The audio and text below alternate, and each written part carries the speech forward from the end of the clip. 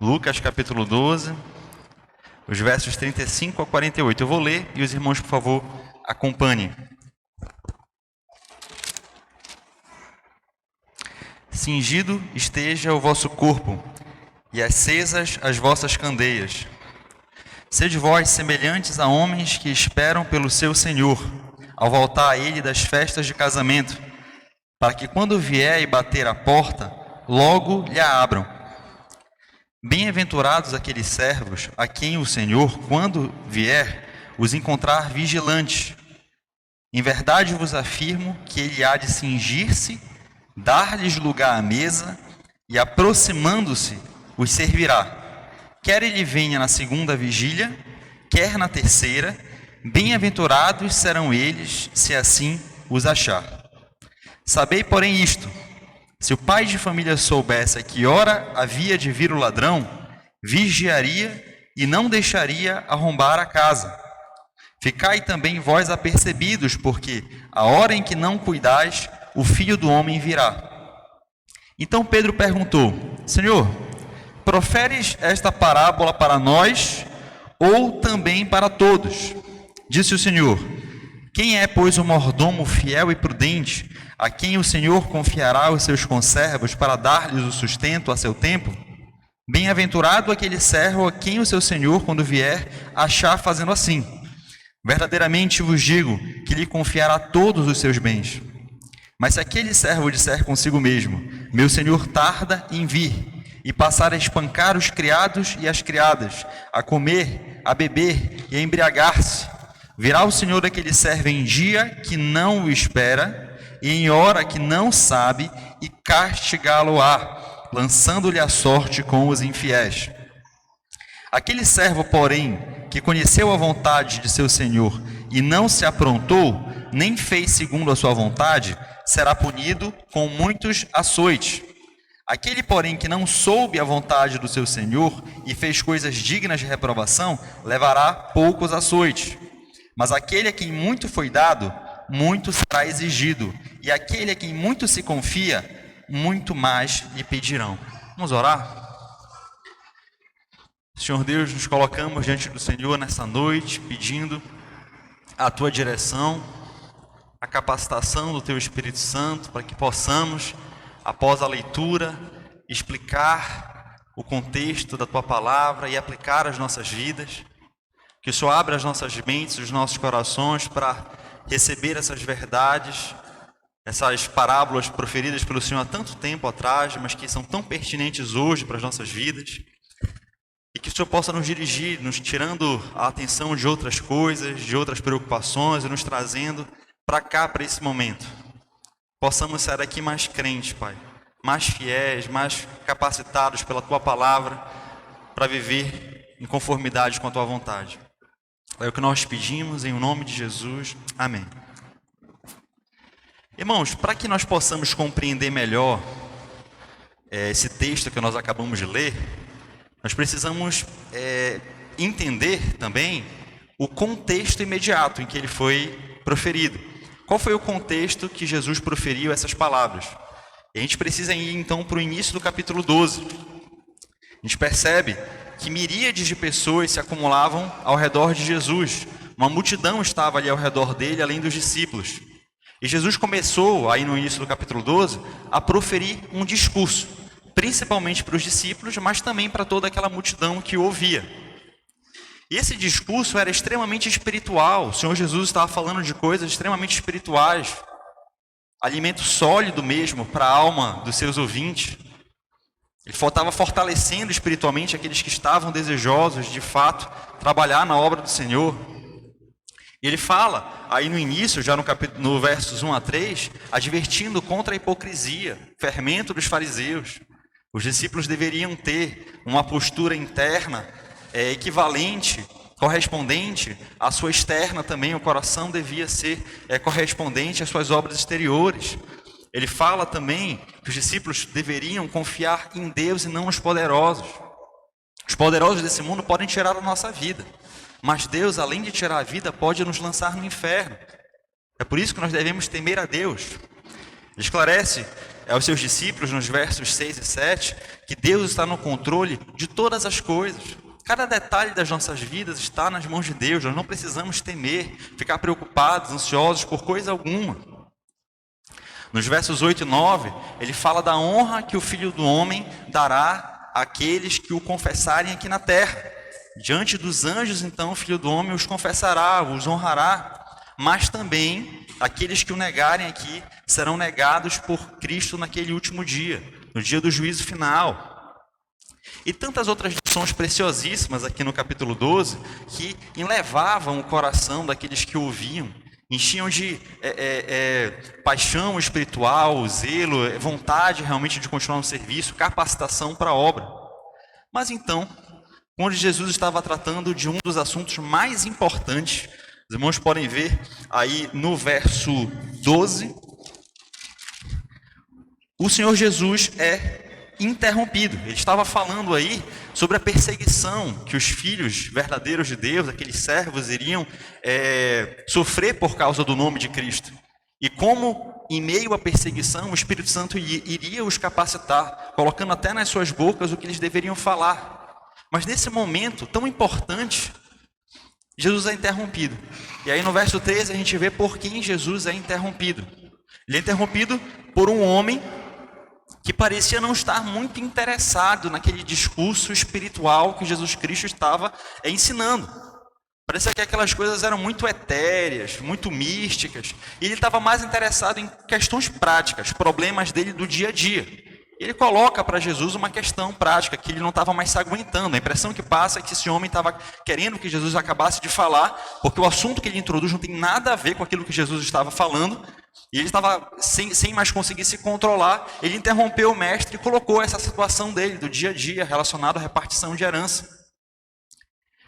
Então o Senhor Jesus, diante desse exemplo patente de apatia espiritual, diante desse exemplo de mundanismo, o Senhor Jesus passa a fazer várias advertências justamente contra o materialismo.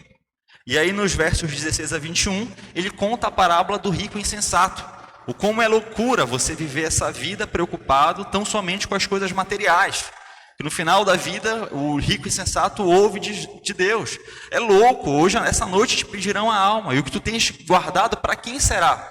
Aí Jesus mostra a loucura que é viver para as coisas desse mundo.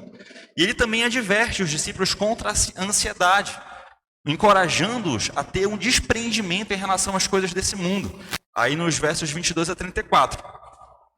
E é justamente nesse contexto, dentro dessas advertências contra o materialismo, contra o mundanismo, é que o Senhor Jesus profere essas três parábolas que nós lemos agora. A do servo vigilante, a do pai de família e dos mordomos, do mordomo fiel e infiel. E é com base nesse texto que nós lemos, que nós vamos tirar nessa noite 3 breves lições. E a primeira lição, mais especificamente nos versos 35 a 40, é a seguinte: devemos viver preparados para o encontro com Cristo. Dentro da filosofia, existe uma corrente de pensamento chamada materialismo. Para o materialista, só aquilo que existe de fato é a matéria. Todas as coisas são feitas de matéria, todos os fenômenos são resultados de interação da matéria.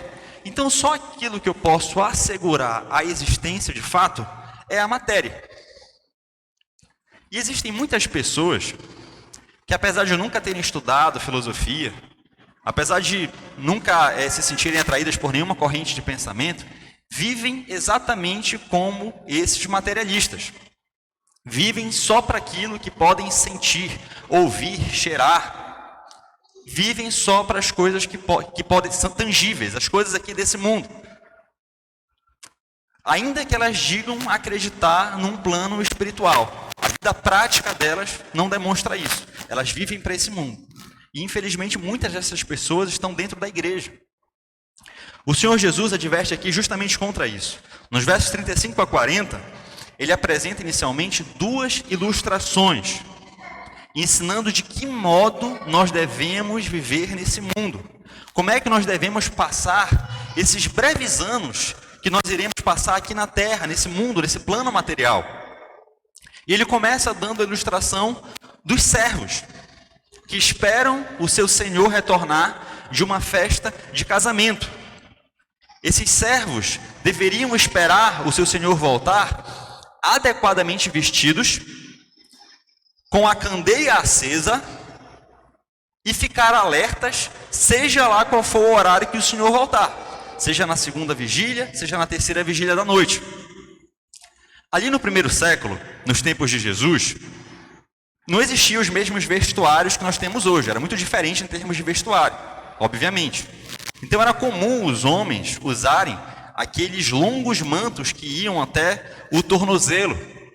E para o serviço, para poder ter uma maior mobilidade nas pernas, eles puxavam o seu manto, franziam e amarravam na altura da cintura. Então eles deveriam estar adequadamente vestidos para o trabalho. Além disso, esses servos, eles deveriam estar com a candeia acesa. Eles não tinham também, lá no primeiro século, as facilidades de iluminação, de energia elétrica que nós temos hoje. Então era muito comum eles usarem uma espécie de lâmpada, a candeia, que funcionava a azeite. Então eles poderiam trabalhar mesmo no escuro. E eles deveriam esperar o mestre, ainda que ele voltasse na segunda ou na terceira vigília. Ali no tempo de Jesus, eles dividiam a noite em vigílias. Os romanos dividiam a noite em 4 vigílias. Os judeus em 3 vigílias. Então a primeira vigília ia de 18 horas às 22. A segunda, de 22 às 2 da manhã. E a terceira vigília, de 2 da manhã às 6 da manhã. Então aqueles servos deveriam esperar o seu senhor adequadamente vestidos, preparados para o trabalho, com o manto aqui franzido, com a candeia acesa, ainda que ele voltasse lá para as 2 da manhã, ou voltasse lá para as 6 da manhã. Irmãos, o servo vigilante é aquele que aguarda ansiosamente o retorno do seu senhor. Ele está adequadamente vestido, ele está com a candeia acesa, ele fica acordado, ele senta ou então fica levantado para não pegar no sono, porque a sua maior preocupação é servir fielmente o seu mestre. Ficar acordado até muito tarde faz os olhos dele pesarem. Ter que ficar segurando a candeia para iluminar demanda muitos cuidados, é arriscado, está mexendo com fogo. Estar vestido com as roupas do serviço é desconfortável. Mas nenhuma dessas coisas é suficiente para que ele abandone o serviço. Porque a maior satisfação do servo diligente, do servo fiel, é fazer a vontade do seu Senhor. Então a satisfação das suas necessidades momentâneas é muito pequena em comparação com a expectativa de ver o rosto de satisfação, de aprovação do seu Senhor ao retornar. E isso faz, irmãos, esse estado constante de vigilância, de serviço, faz com que esse servo deseje ardentemente que o seu Senhor retorne. Porque ele sabe que assim que ele vir o seu Senhor retornar, ele poderá finalmente descansar do seu serviço. Então o Senhor, na continuidade aqui da parábola, ele relata algo extraordinário que vai acontecer por ocasião do retorno do mestre, que dificilmente aconteceria numa relação normal entre patrão e empregado. Assim que esse mestre, que esse senhor da casa retornar na alta madrugada, ele irá.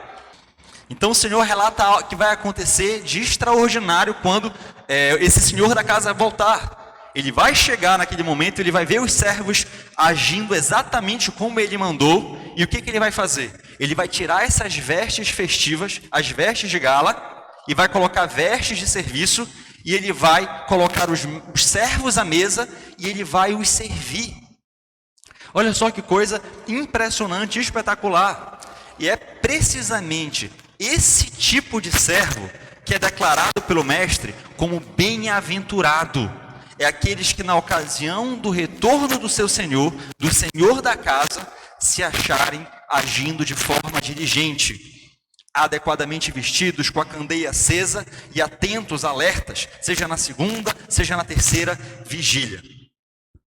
Mas o Senhor usa ainda uma outra ilustração para ensinar essa mesma realidade. Aí, nos versos 39 e 40, ele dá a parábola do pai de família. O pai de família é aquele que tem responsabilidade pela proteção da sua casa. Então, ele fica acordado até a alta madrugada, porque ele não sabe a hora em que o ladrão vai chegar. E a privação do seu sono, esse constante estado de alerta, para ele, é necessário, porque ele precisa proteger aqueles que são seus.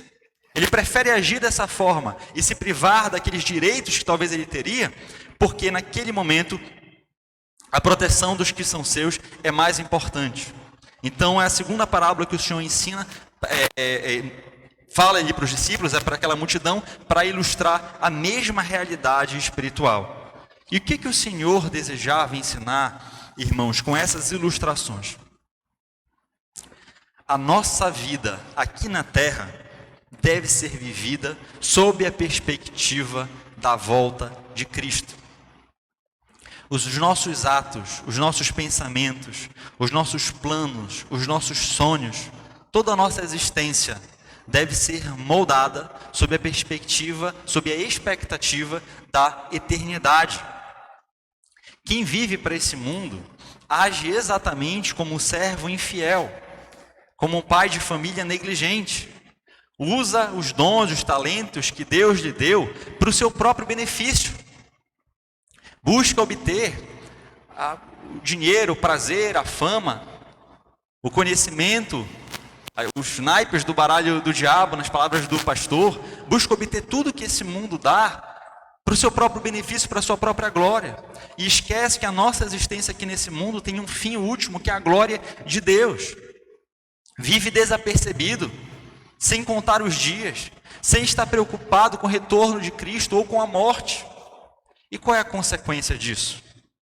Quem vive para esse mundo tem pavor de morrer, ou então de pensar no retorno de Cristo. Você não conhece pessoas que não gostam nem de falar de morte? Não gostam nem de pensar de como os anos vão passando e a pessoa vai envelhecendo? É o decorrer natural da vida.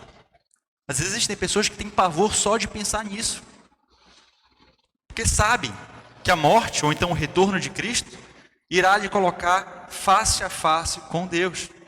E aí terá que prestar contas daquilo que ela fez, que lhe foi confiado. Irmãos, como servo diligente e como pai de família vigilante, nós precisamos viver preparados para o retorno do Mestre. Quando nós vivemos dessa forma, correta concepção do que é essa vida, quando nós lembramos diariamente que cada um de nós prestará contas no dia do juízo final sobre os nossos atos, os nossos pensamentos, os nossos sonhos, tudo aquilo que a gente colocou nesse mundo, teremos que prestar contas. Quando nós lembramos que a nossa vida aqui tem um fim último, que é a glória de Deus, e vivemos sob essa perspectiva, então o nosso coração anela pela volta de Cristo. A morte não dá mais medo, porque a gente sabe que, a não ser que Cristo volte antes, é por meio da morte que nós nos encontraremos com o nosso Redentor, por quem nós devotamos toda a nossa vida. O Mestre, pelo qual nós ficamos vigilantes, atentos, dedicamos os nossos sonhos, os nossos planos, moldamos a nossa existência. Vocês querem, e quando não é o caso, em alguns servos mais vigilantes, alguns servos fiéis também, a morte muitas vezes soa até como um alívio. A perspectiva de poder se encontrar com Cristo depois de tantos tempos de trabalho laborioso, de vigilância fiel, muitas vezes soa como um alívio de fato. E querem um exemplo disso? De um servo que retratou com a própria vida essas ilustrações dadas por Cristo aqui? O apóstolo Paulo. Olha só o que ele escreveu para os Filipenses, lá no capítulo 1, versos 21 a 25. Porque para mim o viver é Cristo e o morrer é lucro. Caso continue vivendo no corpo, certamente apreciarei o fruto do meu labor, mas eu não sei o que escolher. Sinto-me conclamado pelos dois lados. Desejo partir e estar com Cristo, o que é infinitamente melhor. Mas entendo que por vossa causa é mais necessário que eu permaneça no corpo. Portanto, imbuído dessa confiança, creio que vou permanecer e continuar com todos vós, para o vosso progresso e alegria na fé. O desejo de permanecer vivo para Paulo, expresso aí para os filipenses, era unicamente voltado para o benefício da igreja e para a glória de Deus. Não havia interesse particular, egoísta envolvido aí. Para os Gálatas, ele escreveu o seguinte, lá em 2:20. Fui crucificado juntamente com Cristo. E desse modo, já não sou eu quem vive, mas Cristo vive em mim. E essa nossa nova vida, que agora vivo no corpo, vivo-a exclusivamente pela fé no Filho de Deus, que me amou e se sacrificou por mim. Paulo entendeu que a nossa vida tem uma característica, é a instrumentalidade. Nós não somos fins em nós mesmos. O fim da nossa vida é a glória do nosso Criador, é o fiel serviço de Deus pelos nossos membros, pelo nosso coração, pela nossa vontade. A nossa vida vai de fato encontrar uma razão durante esse tempo que a gente passar aqui, à medida em que nós vivermos por esse propósito, que é a glória de Deus. Mas o texto continua. E nos versos 41 a 46 nós podemos tirar mais uma lição. É a seguinte: os líderes terão recompensas e castigos específicos.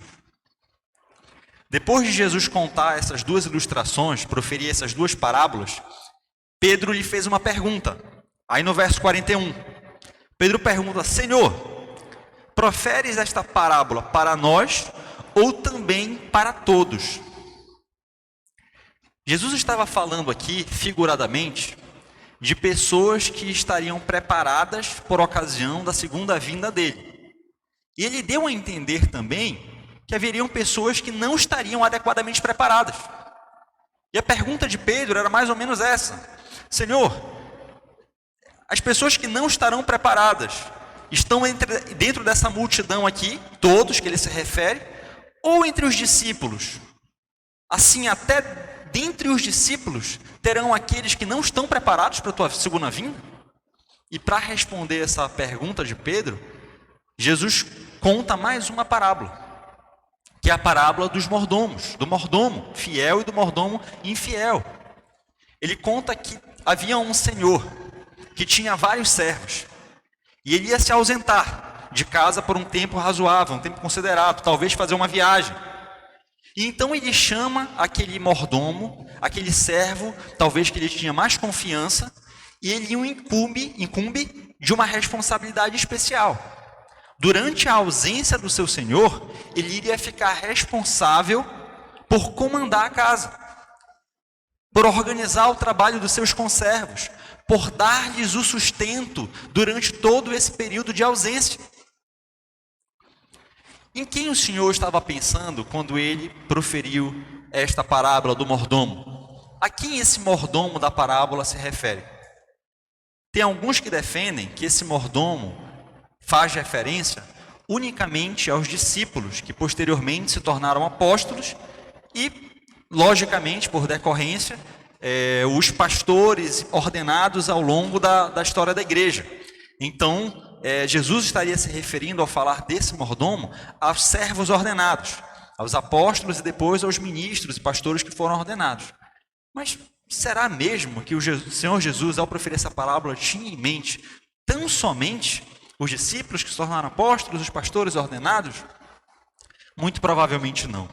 Nós devemos entender aqui, interpretar esse mordomo da parábola como cada um dos servos de Cristo que exerce posição de liderança em relação a outros servos, formal ou informal. Os presbíteros e diáconos de uma igreja têm responsabilidade diante da sua comunidade, em relação ao padrão de fé que eles devem expressar com as suas vidas, os requisitos ali das pastorais, em relação ao aconselhamento, ao auxílio.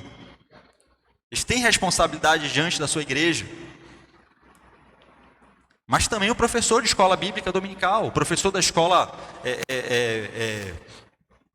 dos adolescentes, dos jovens, vai responder em relação à liderança que exerce para os seus alunos, em passar corretamente o ensino, com seu próprio testemunho de fé e nos momentos que estiverem juntos. Os pais e mães irão responder a Cristo pela criação do filho que lhe foi entregue por Deus, o testemunho diário que eles devem dar em casa, o ensino bíblico, culto doméstico. Se você está discipulando alguém que entrou na igreja agora, você também responderá por isso. A pessoa lhe vê muitas vezes como uma referência espiritual. Espera de você algumas atitudes condizentes com as Escrituras, um conhecimento bíblico satisfatório que possa ser transmitido.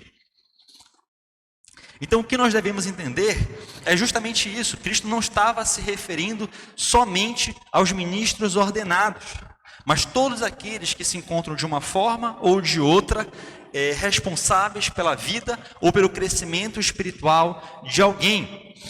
E Cristo nos ensina, no verso 43, como é bem-aventurado, o termo aí é profundamente abençoado, né? Profundamente feliz, o mordomo que por ocasião da volta do seu Senhor foi encontrado agindo fielmente, com a casa organizada, dando sustento adequado para os seus conservos. Como vai ser abençoado? Por quê? Porque esse Senhor entregará para o mordomo todos os seus bens. Ou seja, o mordomo vai ser recompensado com responsabilidades ainda mais honrosas. A ele será otorgado um patamar, responsabilidade que ele não tinha antes. Irmãos, eu não sei como você imagina o reino dos céus, mas definitivamente não será como nessas representações que a gente vê muitas vezes na televisão, um ócio eterno, com harpinhas, com asinhas em cima de uma nuvem. A Bíblia não fala muito a respeito de como será a eternidade.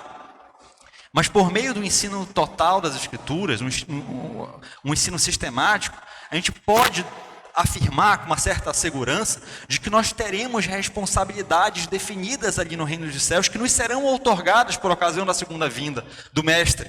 Não ficaremos no ócio, nós agiremos ativamente, trabalharemos, nos serão confiados funções de confiança ali na eternidade. Isso não será penoso, não será algo cansativo. O trabalho não era para ser cansativo aqui na nossa existência na terra.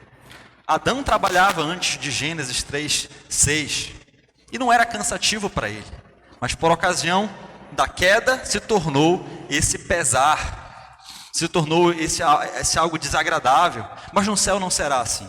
Nós não seremos mais maculados pelo pecado. Ali nós exerceremos essas funções, essas responsabilidades de confiança com todo prazer, com toda alegria. E nós nem imaginamos como será isso.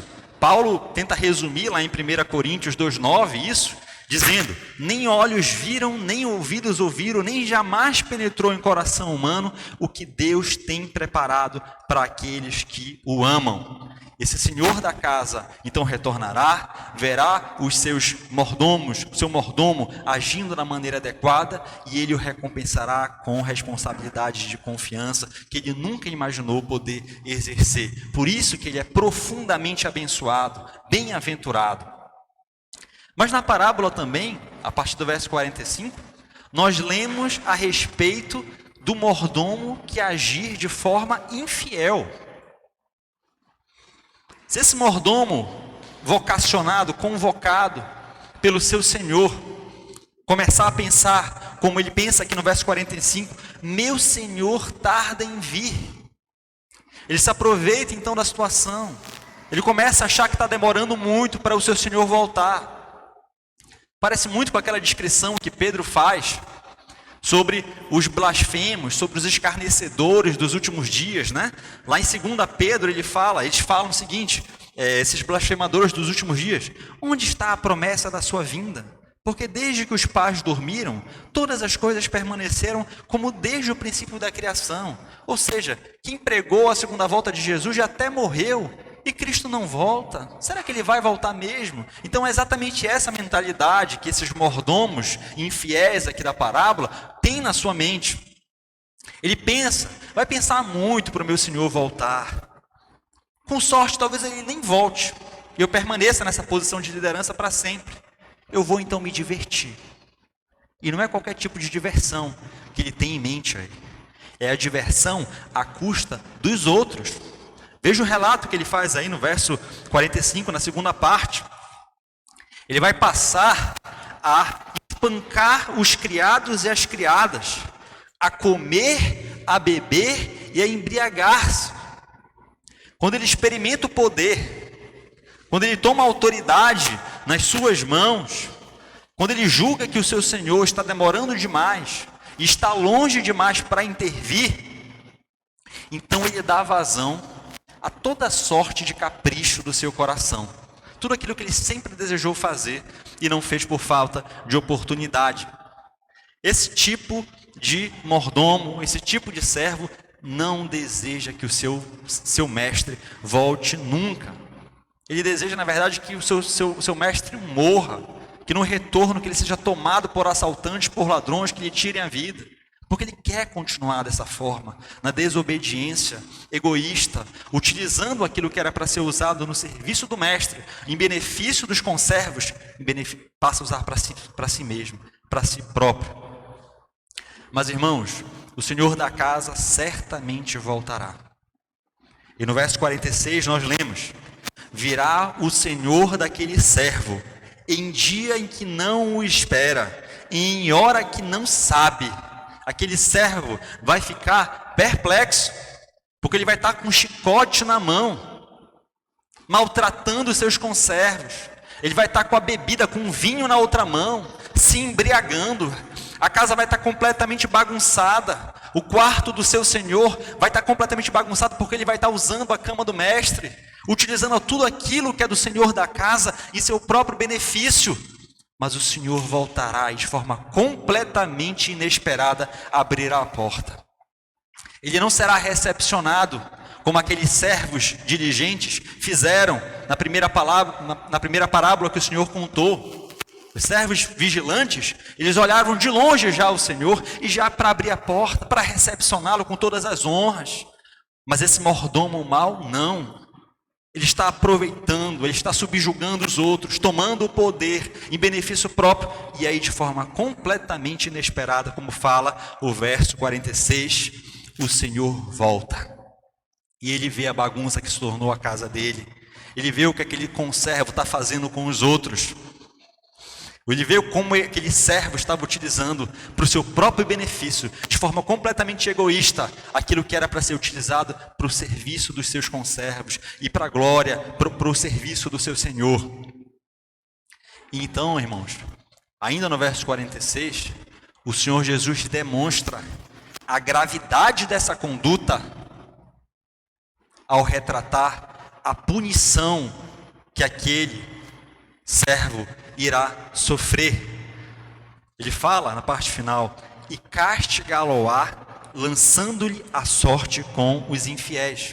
A nossa tradução ela não expressa muito bem a gravidade do termo no original. Pastor Norval, por favor, me corrija se eu estiver errado, mas o verbo é dixotomeu. Literalmente, se for a tradução, é cortar em duas partes, cortar em pedaços. É isso que ele queria dizer originalmente.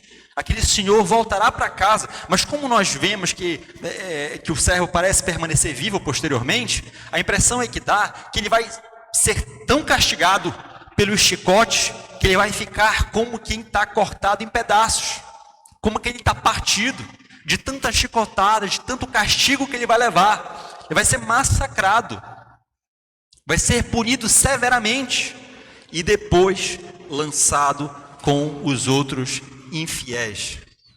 Irmãos, são severas as consequências que recaem sobre graves atitudes.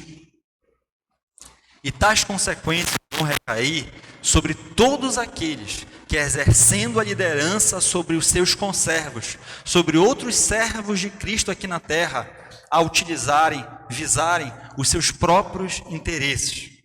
O julgamento de Deus recairá sobre todos os líderes, formais ou informais, negligentes, egoístas, sádicos, perversos, avarentos, que utilizam os benefícios do cargo e da autoridade para satisfazer os seus próprios caprichos.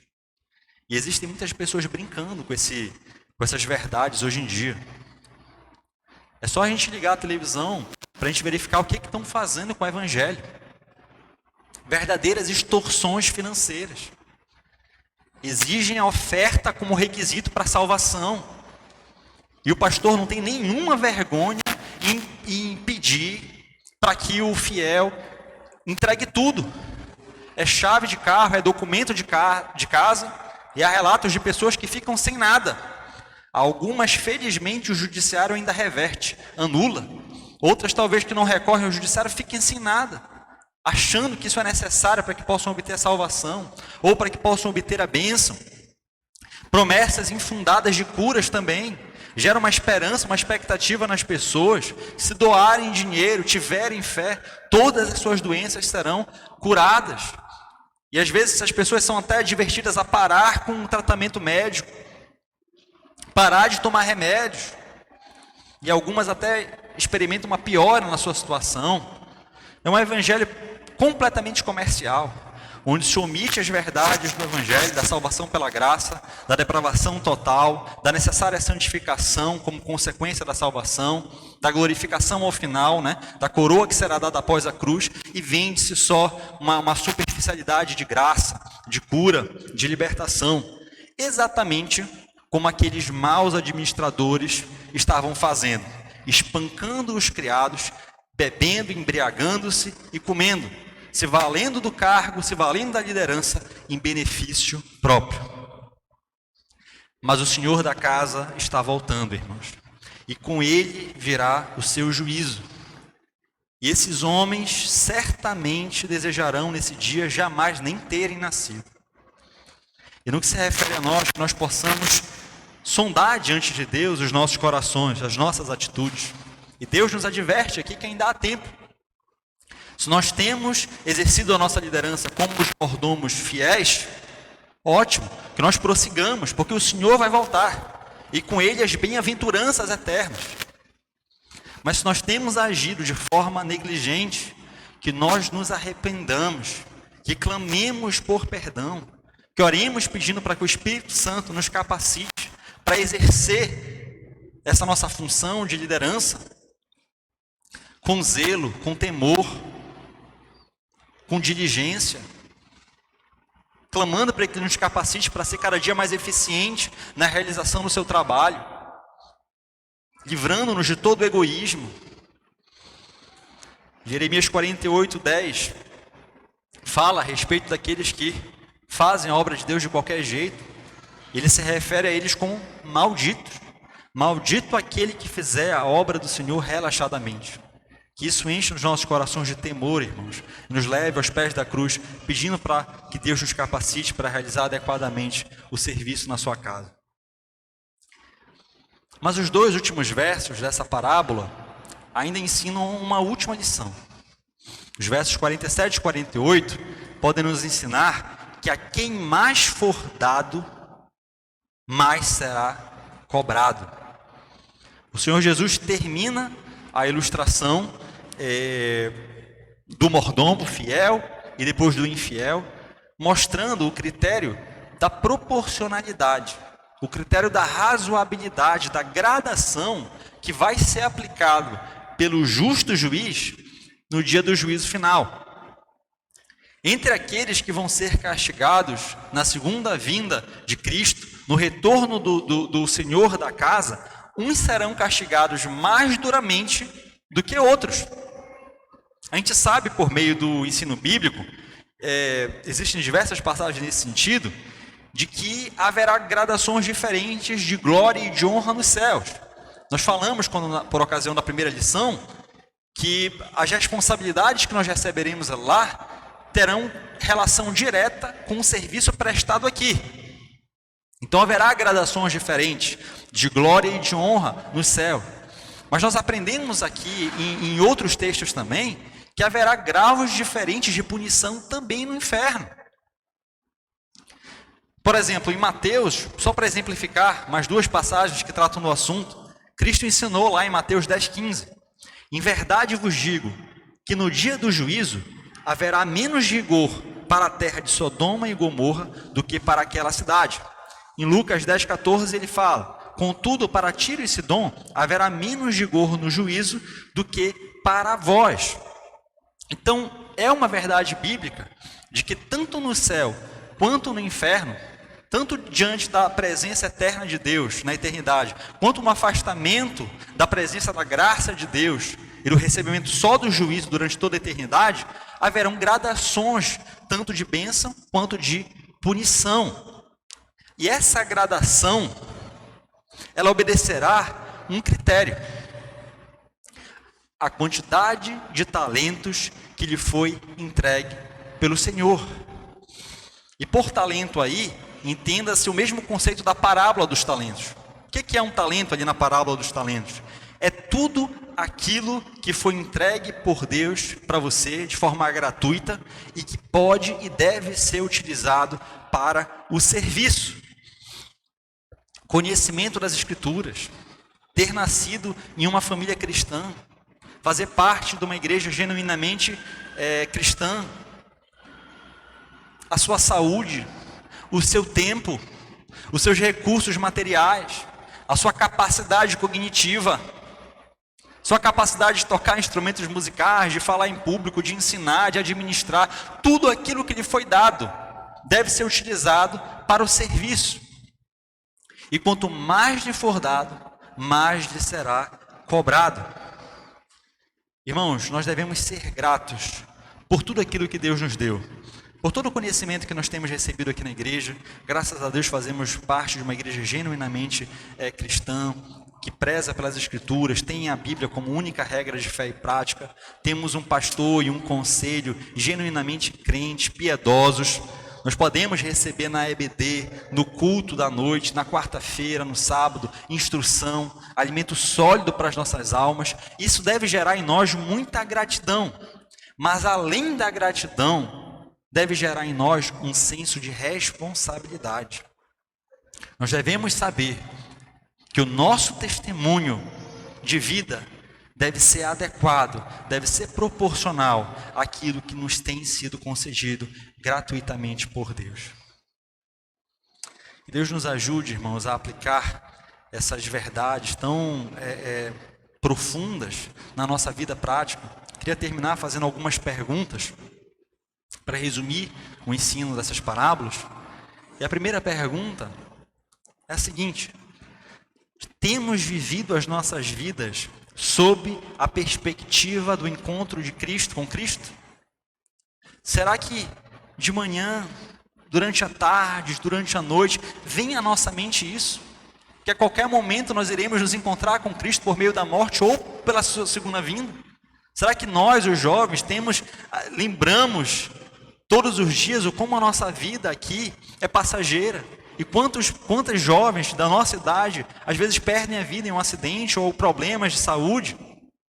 Será que cada um de nós tem essa perspectiva de que essa vida é muito curta em comparação com a eternidade e que a qualquer momento nós podemos nos encontrar com o Mestre? Ou será que o passar dos dias, o aumento das responsabilidades, os cuidados do dia a dia, tem tomado a nossa atenção de tal forma que nós nem pensamos mais nisso? E de forma insidiosa, dia após dia, nós acabamos apagando a candeia, deixando a candeia apagar, relaxando as vestes, trocando de roupa, e a gente vai dar um cochilo e acaba dormindo. Esquece que o Senhor vai voltar a qualquer momento. Como é que tem sido o nosso procedimento em relação a isso? Uma segunda pergunta que nós devemos fazer nessa noite: como temos desenvolvido as atribuições de confiança que nos foram confiadas? Não importa se você tem um cargo formal ou não, se você foi ordenado a algum ofício ou não, se você é referência espiritual para alguém, se alguém lhe vê com uma posição de liderança, você vai responder diante de Deus por isso, pela forma com a qual você tem conduzido esse é seu sustento espiritual, esse seu passar de conhecimento das Escrituras, esse auxílio, esse aconselhamento. Como é que nós temos desenvolvido as nossas atividades na igreja, que direta ou indiretamente tem como objetivo a glória de Deus e a propagação do Evangelho para outras pessoas? Nós temos desenvolvido elas de forma negligente, de forma egoísta, temos utilizado às vezes os cargos para o nosso próprio benefício, para acalentar o nosso ego, ou temos agido como Paulo, que entendeu o caráter de instrumentalidade dessa vida, como João Batista. Acho linda aquela passagem em que veio aquela comissão para falar com João Batista, escrita lá no início do Evangelho de João, e lhe perguntam: quem tu és? Tu és Elias? Tu és o Cristo? Tu és Elias? Tu és o profeta? E João diz não. Eles perguntam: então quem tu és? A gente precisa prestar contas para quem nos enviou. E ele responde: eu sou a voz.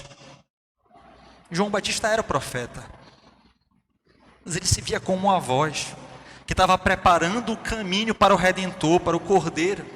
Ele não via valor em si, não via valor nenhum em si mesmo.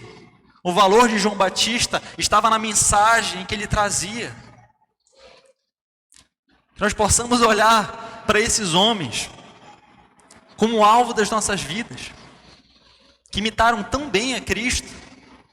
Não nos vermos pelos nossos cargos, pelas funções que nós ocupamos, mas nos vendo como a voz que prepara o caminho para a segunda vinda de Cristo, a voz que comunica o Evangelho genuíno e que tem correspondência direta com as nossas atitudes, uma vida sacrificial, como foi a vida de João Batista, que não buscou os lugares nas sinagogas, que não buscou os cargos formais ali no Sinédrio, que não buscou se vestir como os líderes da época. Ele buscou ser a voz que preparava o caminho para aquele que estava vindo. E a terceira e última pergunta: o nosso testemunho de vida é condizente com os talentos que nós recebemos? Nós temos recebido muito, irmãos. O fato de nós termos saúde suficiente para estarmos aqui nesse recinto já é motivo de muita gratidão. O fato de nós fazermos parte dessa igreja, em que nós ouvimos o Evangelho genuíno, de termos acesso com liberdade às Escrituras, enquanto tantos conservos nossos não têm acesso às Escrituras com liberdade. Tudo isso é talento que foi dado gratuitamente. E quanto mais nos foi dado, mais nos será cobrado. Que Deus nos ajude, irmãos, a aplicar essas verdades à nossa vida. Peço que você abaixe sua cabeça. Vamos fazer uma oração para terminar.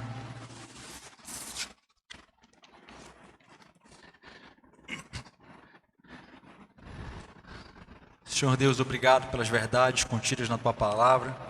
Obrigado por esse relato tão maravilhoso, que Jesus estava reunido com essa multidão, com seus discípulos, e pôde contar essas 3 parábolas, Senhor Deus, do servo fiel, dos servos fiéis, do pai de família e dos mordomos.